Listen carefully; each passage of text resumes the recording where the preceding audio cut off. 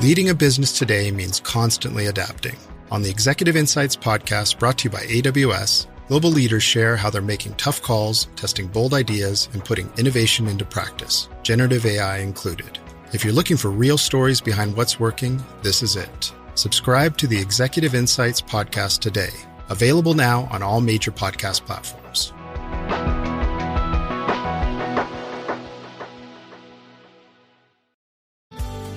Getting ready to step into your career era? Set yourself apart with Adobe Creative Cloud Pro for students. Hone your skills with apps like Photoshop, Illustrator, Premiere Pro, and more, powered with the latest in creative AI. Students save over 55% so you can build a portfolio you're proud of. Launch your future with Adobe Creative Cloud Pro for students. Visit adobe.com/students to learn more. WABC New York, WRCR Haverstraw, and 107.1 WLIR Hampton Bays. It's the 77 WABC News Hour. Talking the news with Noam Laden. All the news you need to know with Joe Nolan, traffic, Justin Ellick, sports. And now, Talking the news with Noam on 77 WABC. Good morning, James Flippin filling in for Noam Laden on this Tuesday, August 26th. Waking up to clear skies around the tri-state. Winds are mostly calm. 69 right now in Midtown. And here's the 3-day 77 WABC weather forecast to kick things off. Later today, sunny skies expected, a high near 80 with a slight breeze. And we'll gradually get even more sunny, getting tonight into Wednesday, partly cloudy, a low near 62. And then tomorrow, Wednesday, mostly sunny, a high near 78. Thursday, a mix of sun and clouds, topping out at 80. 60 degrees in Edison, New Jersey, 67 in East Meadow on Long Island. And we've got 68 right now in Midtown Manhattan. Let's hit our top 5 headlines on this Tuesday.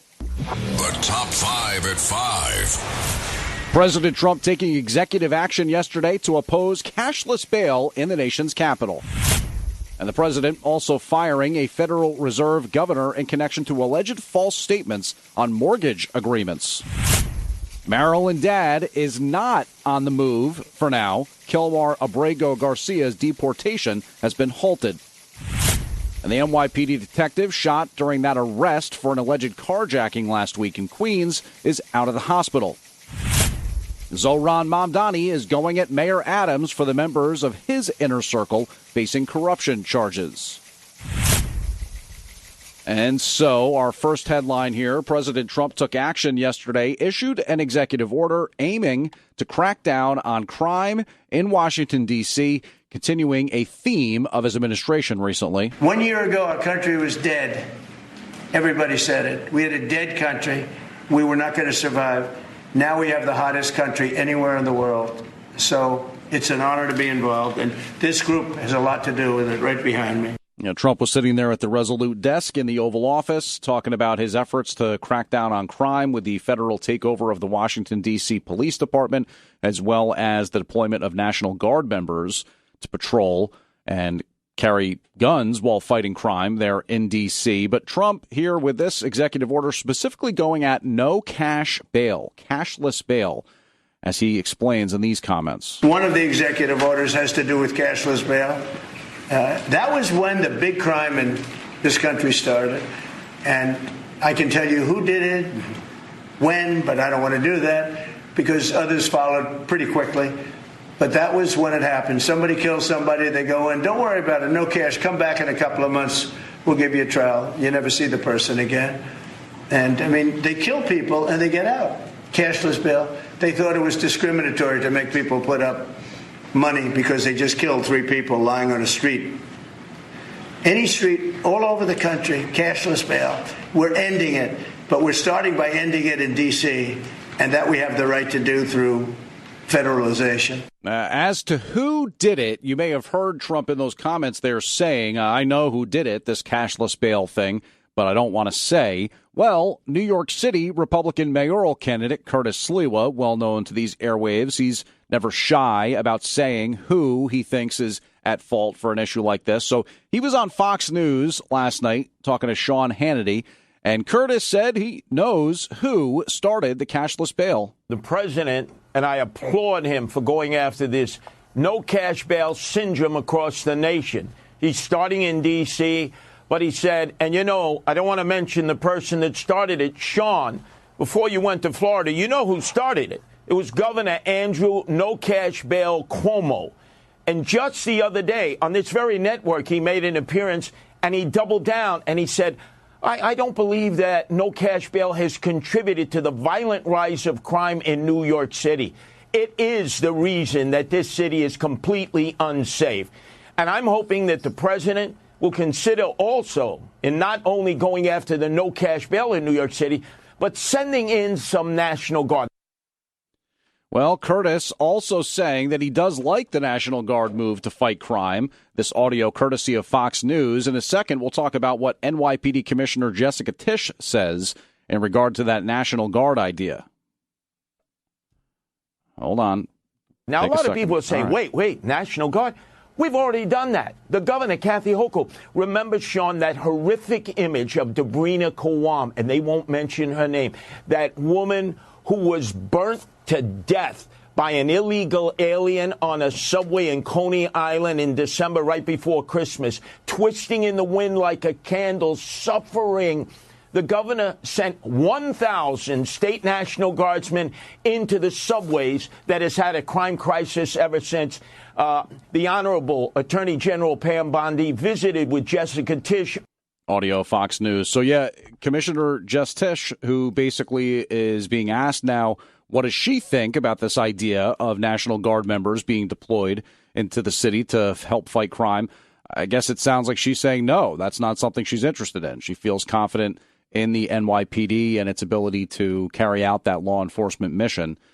Going back to President Trump for a second here in the Oval Office, he says that the media has not covered the crime crackdown honestly. Everybody before me is happy what I'm doing. Most of you won't say that because you're radical left. The newspapers are so dishonest. The press is totally dishonest, but that's all right. We've gotten used to it. And we won in a landslide, so they obviously lost their power. I mean, it's impossible to imagine that when you get 97% negative stories, purposely negative stories, even though you've done 97% positive things, that you could win an election in a landslide, winning all seven. Think of it, all seven swing states, winning by the popular vote by millions of votes.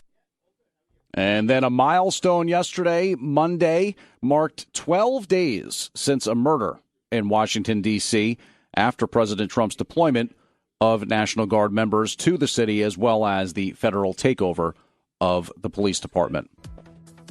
WABC News Time, 5:09. James Flippin filling in for Noam Layden as we were talking about the crime crackdown in Washington, D.C. Well, White House Deputy Chief of Staff Stephen Miller praising the efforts underway on Fox News. President Trump has literally set the people of Washington, D.C. free. They're so happy now that they can just go out and live their lives, go to their favorite restaurant, go to their favorite bar, go to their favorite pool hall, go to their favorite park. Miller saying mayors of major Democratic cities need to wake up. But I would say to the mayor of all these Democrat cities, like Chicago, what you are doing to your own citizens is evil. Subjecting your own citizens to this constant bloodbath and then rejoicing in it is evil. And D.C. police told the Washington Post in March that the nation's capital had gone 16 days without a murder, calling it the longest period in at least 6 years. Meanwhile, the D.C. Police Union touts a drop in crime since the arrival of the National Guard. And compared to the 14 days prior to federal control, robbery is down 42%, violent crime down 25%. And, sometimes I need to just pick out some of the sort of fake news stories we have on our newswire and poke fun at them sometimes. I had to pick this one out. It's back to school for D.C. students, and parents in the nation's capital are expressing concerns. The District of Columbia Public Schools' new school year begins today. Parents say they're worried about enhanced federal law enforcement presence in the city. The school district has tried to lower the level of concern. D.C. Mayor Muriel Bowser saying, we don't need federal agencies to help kids get to school. Oh, yeah, your parents are so worried about having more law enforcement in the city. That's something that parents really worry about a lot. I've said it for years, by the way, we should have National Guard in schools with the ongoing school shooting reality. I just don't understand why we haven't done that already. But moving on, let's get into our second top headline as President Trump says he's removing Federal Reserve Governor Lisa Cook from her position. Trump saying on Truth Social there's sufficient reason to believe Cook made false statements on one or more mortgage agreements. The statement went on to say that because of what Trump called Cook's deceitful and potential criminal conduct in a financial matter, he has no confidence in her integrity. Cook said in a statement last week she had no intention of being bullied to step down. A federal judge has halted the deportation of Kilmar Abrego Garcia to Uganda. Abrego Garcia's lawyers filed a challenge of the DOJ's effort to deport him for a second time after he was detained by ICE again. The judge's order prevents Abrego Garcia from being deported before August 28th. That's Thursday. And the judge added she's inclined to extend the stay until she's made a ruling in the case overall. This is the Maryland dad guy who was indicted by a grand jury in Maryland for human trafficking. He's also been accused of domestic violence. So, nice guy. The NYPD detective shot by friendly fire while responding to a carjacking in Queens last week is out of the hospital. Freeze, son! Oh!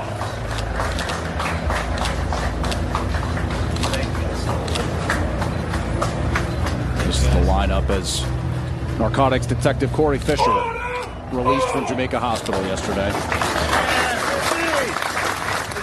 He will need some time to recover. Fisher was shot in the arm and leg while trying to help other cops take down a suspect in the carjacking of an Uber driver at a gas station in Whitestone. That was last Friday. Kevin Dubuisson, a convicted felon, a four-time convicted felon, has been charged with assault, robbery, assault of an officer, and grand larceny. The 28-year-old was out on parole and arrested and released just days before. As a matter of fact, he received a desk appearance ticket, I think for jumping the turnstile, but in the past, before bail reform, you couldn't get a desk appearance ticket for something like that if you were on parole, which he is. Zohran Mamdani focusing on outer borough transit yesterday and attacking New York City Mayor Eric Adams at the same time. Mamdani was on McGinnis Boulevard in Greenpoint, Brooklyn yesterday, talking about transit. Too many Greenpoint residents have been killed on this asphalt. It begs the question of what the safety of New Yorkers is worth. Is it not worth more than $12,500 and a cameo in a TV show? Is it not worth more than crab cakes and clams at Gracie Mansion? The Democratic nominee vowing to restore bus and bike lane projects sidelined by Mayor Adams, who was the guy he was taking a shot at there. Adams' longtime friend and former top aide, Ingrid Lewis Martin, was charged last week for taking bribes, one of them, allegedly, to block bike lanes on McGinnis Boulevard. But as for the case, Ingrid Lewis Martin, Adams not willing to discuss that yesterday at City Hall. On topic. I got a campaign to run. I don't have to speak to her attorney, speak to her. That's a wrap. It's over. So that latest check-in on the mayoral race, closing out our top five headlines as we come up on 5:15 this Tuesday morning. One of the nicer things that President Trump had a chance to do yesterday, really not so nice, but important anyway. He hosted Gold Star families, the family members of those soldiers killed by a suicide attack during the U.S. withdrawal from Afghanistan. We remember these great 13 souls, but we also remember the people that were so badly injured, our soldiers, 32 of them. It was August 26th, 2021, when a terrorist killed 13 American service members at Hamid Karzai Airport's Abbey Gate. And Trump signed a proclamation related to the event. Defense Secretary Pete Hegseth also on hand. He said an investigation into that Afghanistan pullout directed by former President Biden continues. America deserves answers as far as what happened in Afghanistan. The military needs to answer for what happened in Afghanistan. President Trump saying basically just a major catastrophe there in Afghanistan. Should have never happened. Should have never been allowed to have happened. All right, in a second, we'll talk about a major drug kingpin takedown here in New York City. But let's pause for a second and check in on the sports desk with Justin Ella. Good morning, Justin. Good morning, James. Thank you very much. Start here on the diamond in the Bronx. Ben Rice hit the longest homer of his career. Cody Bellinger had 3 RBI, and rookie Cam Schlittler worked 6 scoreless innings as the Yankees beat the Washington Nationals 10-5. Bellinger opened the scoring with a sac fly off Brad Lord in the first before Rice hit a 435-foot shot to right in the third. The Yankees chased Lord with a 5-run outburst in the fifth when Aaron Judge hit an RBI double. Bellinger added a 2-run single, and Jazz Chisholm Jr. hit a 2-run homer. The homer was Chisholm's third in 2 games and his career-high 25th on the year. Jason Dominguez hit a 3-run homer, his first since July 23rd. In the 7th, Schlittler, who carried a perfect game into the 7th inning last Wednesday against Tampa Bay, allowed 4 hits and 3 walks and 8 strikeouts, in 6 innings. He has thrown 14 1/3 consecutive scoreless innings dating back to August 13th. The Nationals scored 5 runs, with 2 outs in the 9th. The Yankees improved to 13-9 since 2023 in games not started by shortstop Anthony Volpe. The 24-year-old, who is hitting .160 with 10 errors since June 15th, was replaced for a second straight game by Jose Caballero. Up next for the Yankees, now a half game back of Boston for second place in the division and a half game up on Seattle for the third and final AL wildcard. Luis Gil will get the start in tonight's Game 2 of 3 against Washington. First pitch from the Bronx is scheduled for 7:05 p.m. In Atlanta, Luis Torrens hit a 3-run homer and matched his career high with 5 RBI as the Mets overcame an early 3-run deficit and beat the Philadelphia Phillies 13-3. Then a matchup of the top teams in the NL East, Mark Vientos snapped a 3-all tie with the first of his 2 RBI doubles down the right field line off Christopher Sanchez. Vientos sparked the 3-run fourth with another RBI double down the left field line. He's hitting .387. That's 12 for 31 in his last 8 games.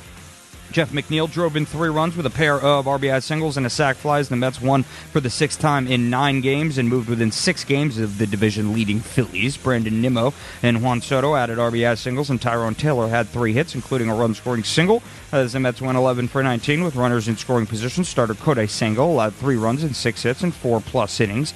Up next for the Mets, they are 2.5 games up now, currently on Cincinnati for the third and final NL wild card. Sean Manaea will get the start in tonight's Game 2 of 3 against the Phillies. First pitch from Queens is scheduled for 7:10 p.m.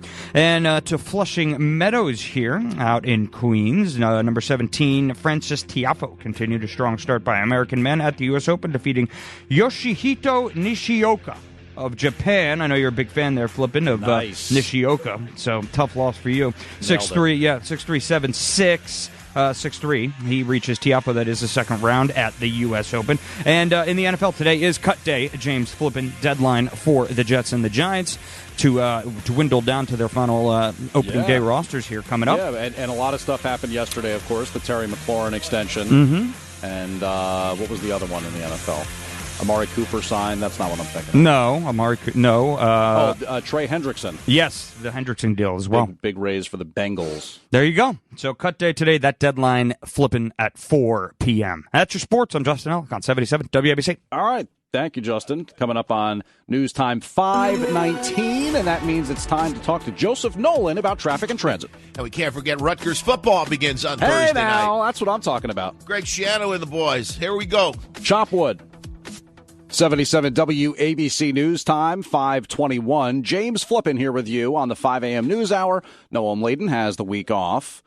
Yesterday, the Trump administration stayed busy announcing the takedown of a drug kingpin. This was in Brooklyn Federal Court, the Eastern District. He led the Sinaloa cartel with El Chapo. U.S. Attorney General Mamdani made the announcement on Monday that a former Mexican cartel kingpin is pleading guilty to U.S. drug trafficking charges. Drug kingpin Ishmael Zambada Garcia, also known as El Mayo, has confessed to a lifetime of crime. Garcia appeared in a Brooklyn courtroom to enter his plea. The 77-year-old will be sentenced to a mandatory life term in prison on January 13th. I'm Lisa Ritchie, 77 WABC News. I feel bad coming off a Lisa Ritchie report talking about this because she hates the term fake news. But I did poke fun at fake news earlier. And did you see this one? I like to play the 60 Minutes theme when you talk about CBS News. But CBS News is looking to hire an ombudsman. a MAGA-leaning broadcast executive to serve as their ombudsman and try to make CBS News less of a mouthpiece for the Democratic Party. It's got a decent starting salary, $250,000 a year, and you only need to work one day a month trying to make CBS News less left-leaning. So, I mean, I don't know if that's like a part-time gig or what. I don't know. I mean, obviously it's not full-time if you're working one day a month, but it's certainly paying a pretty significant amount of money. Charlie Gasparino's latest column reporting on that one.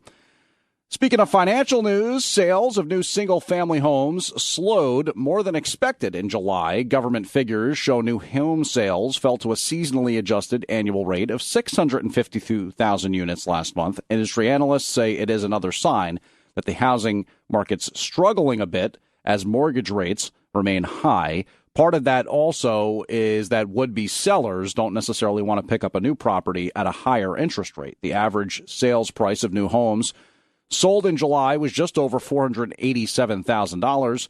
New home data often seen as an indicator of the broader economy.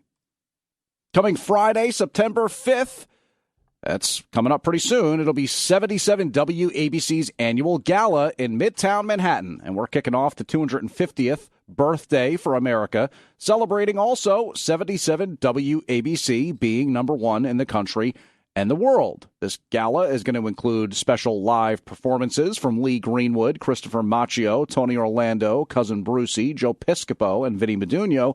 There are a limited amount of tickets available at WABCRadioFoundation.org. So that's September 5th, 77 WABC's gala. Tickets available at WABCRadioFoundation.org.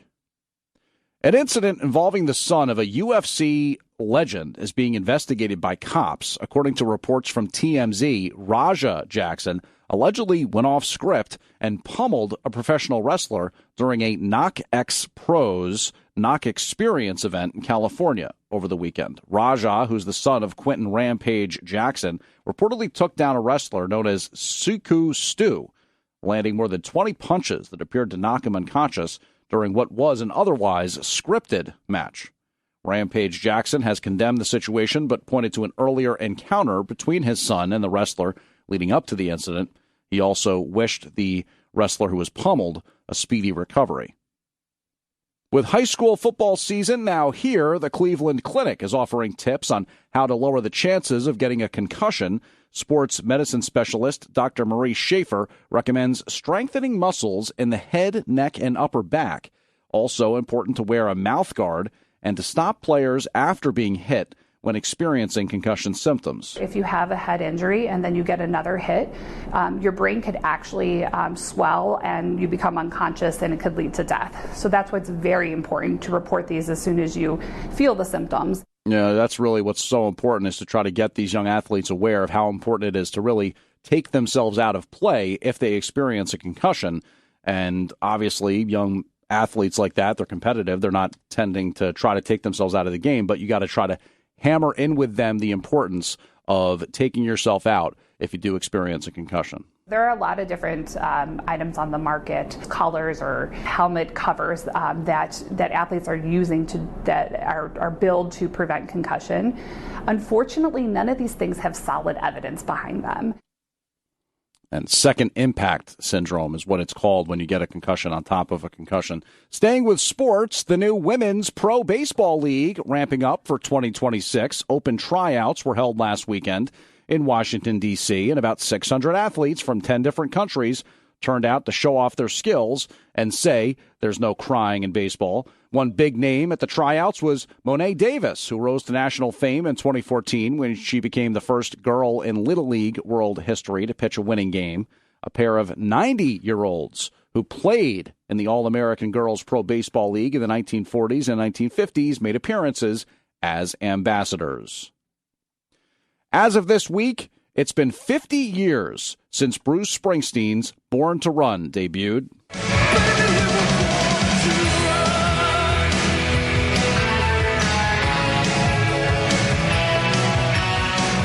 The studio album, first released in 1975, went platinum 7 times, earning a place in the Library of Congress. It comes as U.S. Representative Frank Pallone introduces a House resolution honoring the 50th anniversary of the Boss's iconic album, calling it a way to celebrate the enduring cultural and musical legacy of one of New Jersey's favorite sons. The resolution also highlights the importance of federal support for the arts, along with institutions like the Bruce Springsteen Archives and Center for American Music.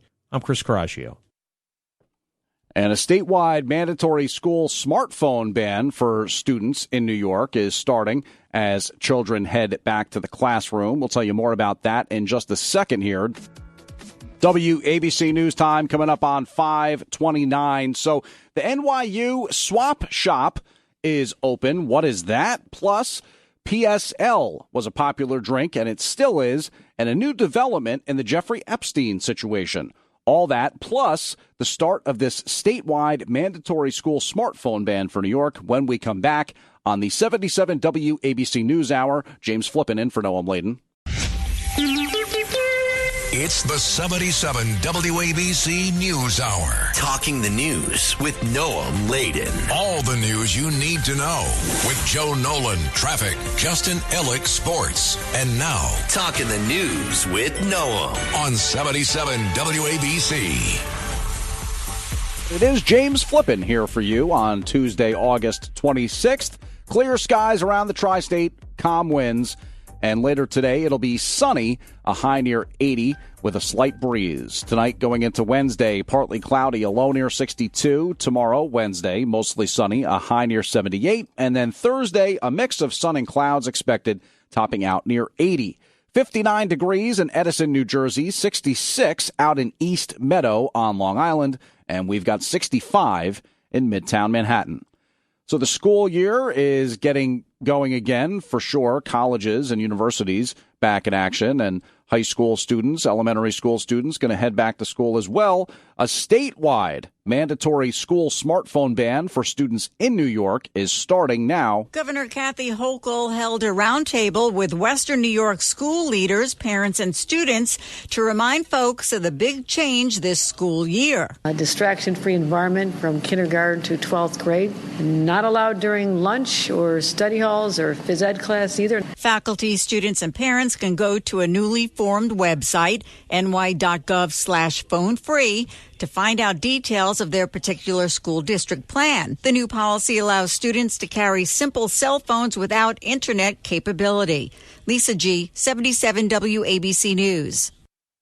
New York University is making use of thousands of items left behind by students. The school opened up the NYU Swap Shop this past weekend. Hundreds of students showed up as they were allowed to take home new and gently used items that have been left behind by former students. Books, a popular option, so are microwaves. A new study links a lack of sleep to teenagers harming themselves. A report in the Journal of Child Psychology and Psychiatry says researchers analyzed data from more than 10,000 14-year-olds participating in a long-term health study. And the study's lead researcher says they found that those getting shorter sleep on school days and taking longer to fall asleep at age 14 associated with self-harm. And then 3 years later, at age 17, a similar trend is showing itself. Researchers say that rates of self-harm are increasing among teenagers. In terms of sleep, in terms of awakeness, you have to wonder if people are waking up in terms of things like crime and no cash bail reform. That's something we've been talking about a lot today. Lots of complaining and belly aching for many in the news media when President Trump ordered the federal takeover of the Washington, D.C. Police Department and the deployment of National Guard members into the Capitol. But it's hard to ignore the facts and the numbers. Yesterday marked 12 days without a murder in Washington, D.C., following President Trump's crime crackdown. White House Deputy Chief of Staff Stephen Miller praised the efforts on Fox News Monday. President Trump has literally set the people of Washington, D.C. free. They're so happy now that they can just go out and live their lives, go to their favorite restaurant, go to their favorite bar, go to their favorite pool hall, go to their favorite park. D.C. police told the Washington Post in March that the nation's capital went 16 days without a murder, calling it the longest period in at least 6 years. Meanwhile, the D.C. Police Union is touting an overall drop in crime since the arrival of the National Guard. Compared to the 14 days prior to the federal control, it says robberies down 42% and violent crime down 25%. I'm Tammy Trujillo. And the thought is that Trump's D.C. playbook could soon go national. Already this week, we've heard rumblings about Baltimore and Chicago possibly getting National Guard members deployed to fight crime. In Illinois, local politicians got busy yesterday telling President Trump to keep the National Guard out of Chicago. Governor J.B. Pritzker of Illinois saying there's no reason for Trump to make use of the National Guard in the Windy City to fight crime. He calls that potential move unconstitutional and un-American. This is not about fighting crime. This is about Donald Trump searching for any justification to deploy the military in a blue city, in a blue state, to try and intimidate his political rivals. The governor also urging residents to protest peacefully if troops are deployed. Chicago's Mayor Brandon Johnson, a Democrat, took the opportunity to ask the Trump administration for money, saying his town needs more funding for violence prevention. Instead of spending hundreds of millions of dollars for a publicity stunt to invoke chaos and terror, the federal government should spend that money on proven solutions to crime and violence reduction. Governor Pritzker, Mayor Johnson, and the state attorney general Kwame Raoul say they're exploring all legal options should Trump deploy Guard members. We've got some reaction from Trump in terms of Illinois specifically and what a reporter had to say as per red cities and what Trump thinks about crime. And 77 WABC's Gala is coming Friday, September 5th in Midtown Manhattan. And we're going to kick off the 250th anniversary of America and celebrate 77 WABC being number one. There's going to be special live performances included. 77 WABC's Gala. A limited amount of tickets are available at WABCRadioFoundation.org. So President Trump says as far as the idea of deploying National Guard members to fight crime in Chicago, the president may actually wait until he gets a request to that end from Governor Pritzker. I didn't get a request from the governor of Illinois, is affected maybe more than anybody else, right? And I think until I get that request from that guy, I'm not going to do anything about it. And a reporter got cheeky with Trump and said, well, Mr. President, what about red cities? Don't you want to fight crime in red cities? To which everybody was thinking, what red cities? Mr. President, on the National Guard, you've talked a lot about Democratic-run cities and states. Yeah. Would you also consider sending the National Guard into red states and red cities that are also seeing high crime? Sure, but there aren't that many of them. If you look at the top 25 cities that for crime, just about every one of those cities is run by Democrats. And speaking of Democrats and Republicans, the Republican-led House Oversight Committee issuing a new subpoena for documents held by the estate of late sex offender Jeffrey Epstein. The committee is moving ahead with its probe into the disgraced financier with a request for his will, any documents resembling a client list, any black books containing Epstein's contacts, flight logs, and an alleged book of birthday letters from Epstein's friends. According to a letter from committee chair James Comer, the Epstein estate is ready and willing to provide these documents. I'm Brian Shook. New research says there may be a connection between popular weight loss drugs and a reduced cancer risk. A study published in JAMA Oncology over the use of GLP-1 drugs like Ozempic and Wegovy showed the risk for overall cancer dropped 17%. In fact, the risk of some cancers dropped even more, with the risk of ovarian cancer going down 47%. Researchers made clear the study does not distinguish if the reduced risk was due to the drug or the actual weight loss. I'm Tammy Trujillo. And in terms of weight loss and staying healthy, all that kind of stuff, you got to be careful with drinks, right? Drinks have lots of empty calories, tons of sugar in many cases. Always pretty much better to go for water. But Starbucks fans are hoping to get their hands on a pumpkin spice latte beginning today. The coffee giant making that popular drink available. And a lot of people say, oh, they started earlier every year. Well, not true in this case. This is actually the latest that the popular fall drink has gone on sale since 2022. August 26th marks the latest the popular fall drink has gone on sale since 2022. Other fall drinks hitting the Starbucks menu include the pumpkin cream cold brew, iced pumpkin cream chai, and pecan crunch oatmeal latte. Starbucks is also expanding its testing of coconut water beverages, including 2 new drinks, Coca Matcha and Cocoa Cold Brew. More than 400 stores nationwide will carry the beverages as the company leans into health and wellness. Lisa G., 77 WABC News. And speaking of getting healthier, fitness, stuff like that, I don't know if you saw where Zohran Mamdani had a little weightlifting snafu this past weekend. He was at Men's Day in Brooklyn and needed a spotter for his bench press. Well, that's kind of an interesting note when it connects to this next story. The New York Times has a headline saying, and this is talking about the fitness routine for Robert F. Kennedy Jr. and Pete Hegseth, 100 push-ups and 50 pull-ups in under 10 minutes. What could go wrong? I mean, that's what the New York Times wants us to think about. What could go wrong while doing push-ups and sit-ups? Health experts in the UK want several more foods to get allergy warning labels. And they say this in an article in the journal Clinical and Experimental Allergy that goat milk, buckwheat, peas, lentils, and pine nuts should be added to the mandatory risk list. And apparently this has to do with the anaphylaxis risk, which is, of course, a life-threatening allergic reaction. Here in the U.S., the Transportation Secretary is set to announce action today against 3 states over English language tests for truck drivers. The move comes after an Indian immigrant truck driver was charged for killing 3 people in a Florida crash in which the guy appeared to totally miss a sign banning U-turns. Transportation Chief Sean Duffy says the man could only identify 1 out of 4 road signs shown to him in a test after the crash. The driver had been granted commercial driver's licenses in California and Washington State.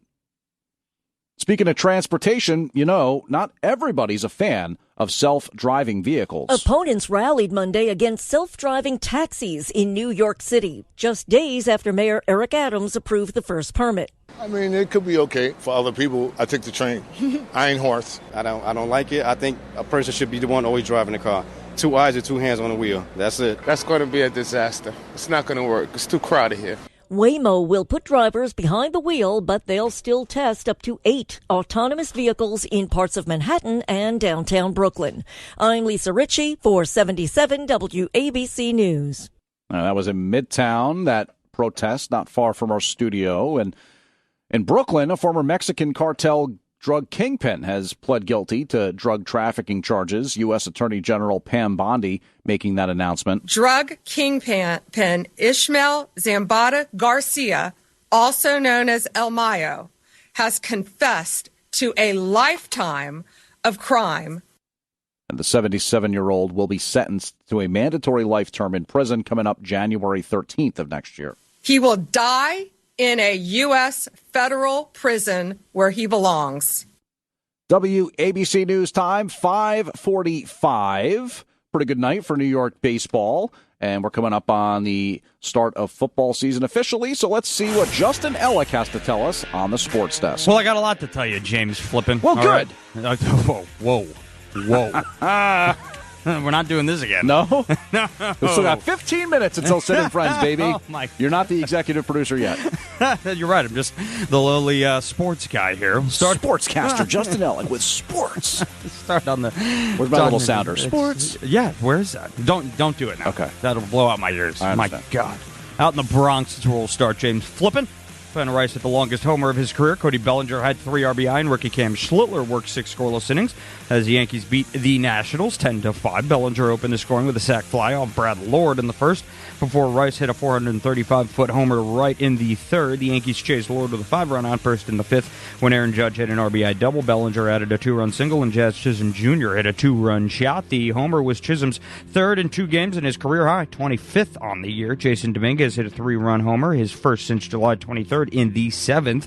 Schlittler, who carried a perfect game into the 7th inning last Wednesday against Tampa Bay, allowed 4 hits and 3 walks with 8 strikeouts in 6th inning. He has thrown 14 in the third consecutive scoreless innings dating back to August 13th. The Yankees improved to 13-9 since 2023 in games not started by shortstop Anthony Volpe. The 24-year-old, who was batting 160 with 10 errors since June 15th, was replaced for a second straight game by Jose Caballero. We'll see if that persists. Up next for the Yankees, now a half game back of Boston for second place in the division and a half game up on Seattle for the third and final AL wildcard. Luis Gil will get the start in tonight's game 2 of 3 against Washington. First pitch from the Bronx is set for 7:05 p.m. In Atlanta, Luis Torrens hit a 3-run homer and matched his career high with 5 RBIs. The Mets overcame an early 3-run deficit and beat the Phillies 13-3 in a matchup of the top teams in the NL East. Mark Vientos snapped a 3-all tie with the first of his 2 RBI doubles down the right field line off Christopher Sanchez. Vientos sparked a 3-run fourth with another RBI double down the left field line.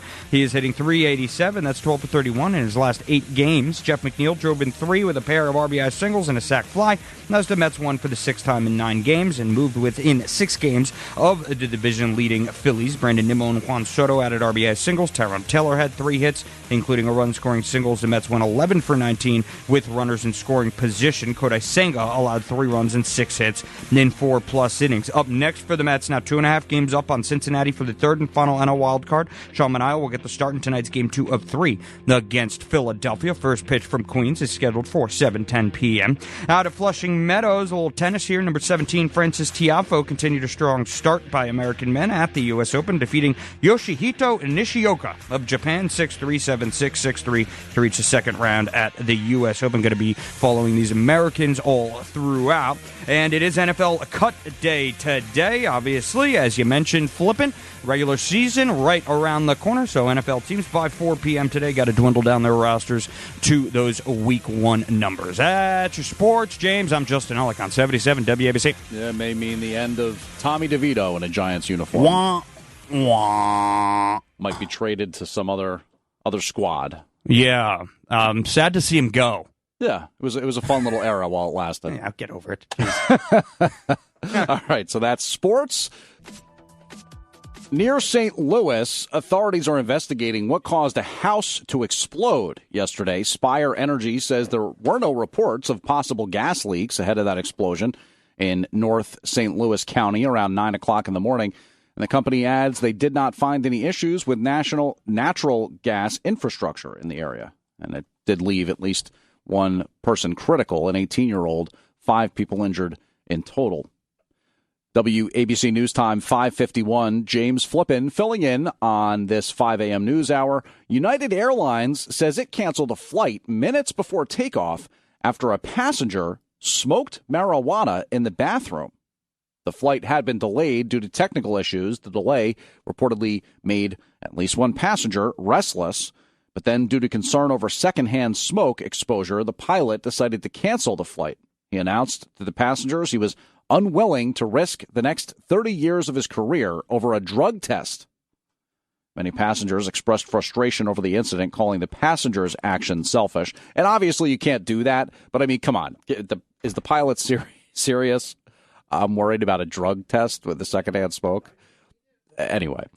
New York City mayoral frontrunner Zohran Mamdani wants to stop the enforcement of misdemeanor offenses. The New York Post reporting Mamdani's backing the Democratic Socialists of America, which calls detention and policing instruments of class war that aim to dominate the working class. The group demanding the end of the so-called criminalization of working class survival. Mamdani's campaigned on the need to stop police from honing in on lower-level crimes, he says, like shoplifting, assault without a weapon, and drug possession. The Queens Assemblyman also wants to make prostitution legal. Today is one of those special national days. Today, National Dog Day. Who let the dogs out? Who let the dogs out? This day, created in 2004, aims to raise awareness about the massive number of dogs that need to be adopted. It also serves to highlight the ongoing contributions of service dogs, but Really, it's all about celebrating that bond between humans and canines. Rover says Americans treat our dogs like a member of the family. We spend over $3,000 a year on food, care, and clothing. We talk to them like they're human, saying things like, "Get out of my spot on the couch," and "No, you can't drive." And in return, they give us the side eye, stick their nose up to pet food because people food is so much better, and offer us oodles of love. And that's what today is about. Appreciation of dogs. Just don't tell the cat. I'm Bree Tennis. Remember when that was like the Mets song in 2000? Didn't exactly work out for them in the end. But SpaceX will have to wait longer for the latest test flight of Starship. Yesterday's launch postponed because of bad weather. The massive rocket was set to lift off from South Texas around 7 o'clock last night. The 10th test flight had originally been scheduled for Sunday, but it was scrubbed because of a technical issue. SpaceX says it is determining the next best opportunity to fly. Friday marks the 20th anniversary of Hurricane Katrina. It made landfall on the U.S. Gulf Coast August 29th, 2005. Katrina still one of the most devastating natural disasters in U.S. history, killing over 1,800 people. Most of those deaths were in New Orleans, and that's particularly true in low-lying areas such as the lower 9th Ward. The city's levee system infamously failed.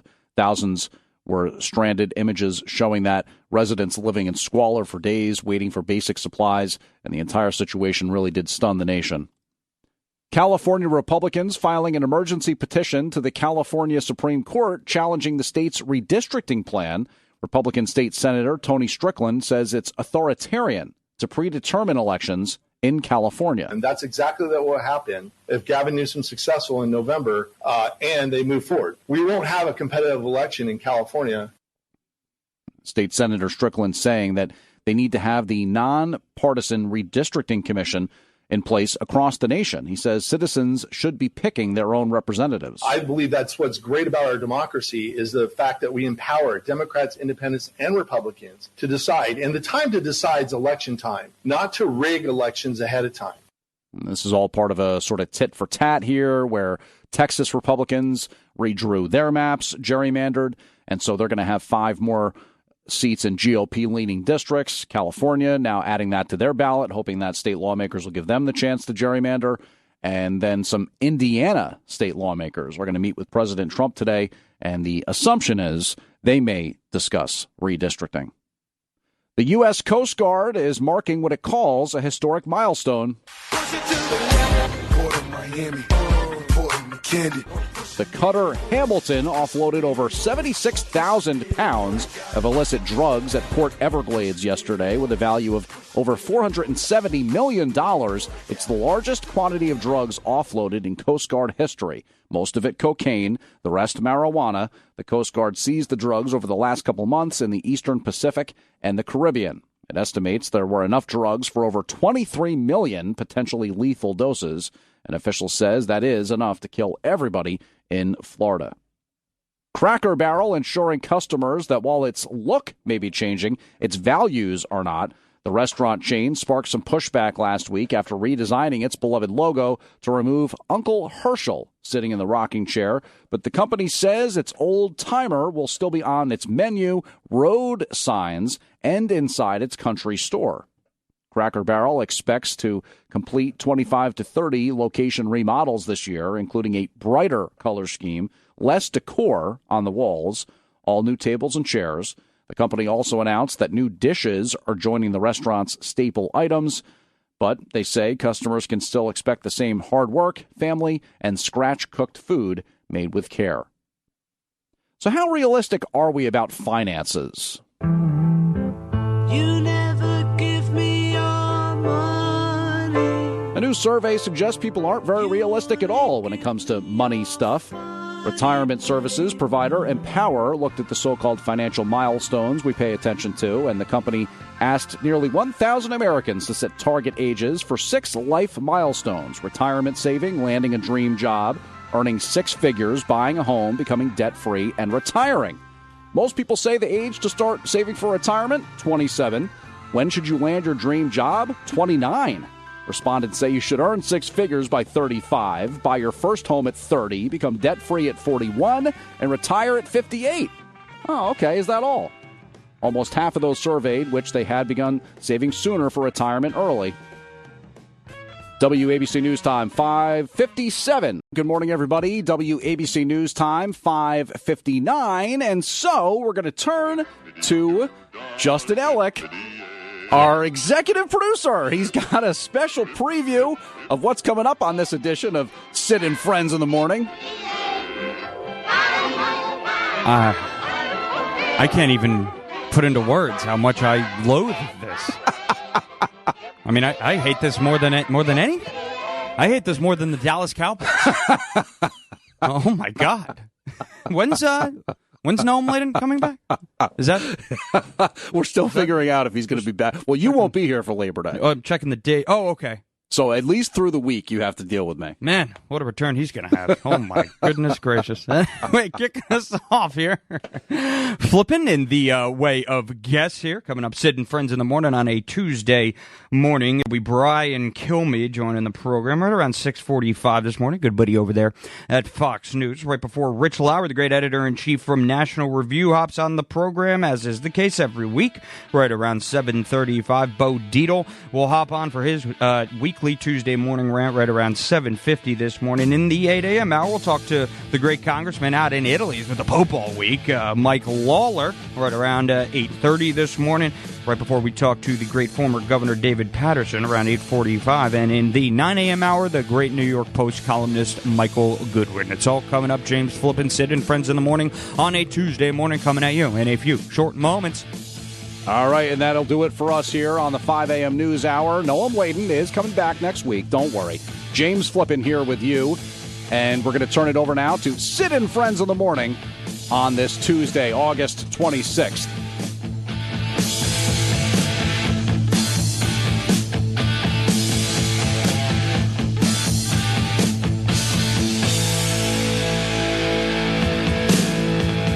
Entertaining talk for New York, New Jersey, Connecticut, and the world. An American original. Talk Radio 77 WABC and WABCRadio.com.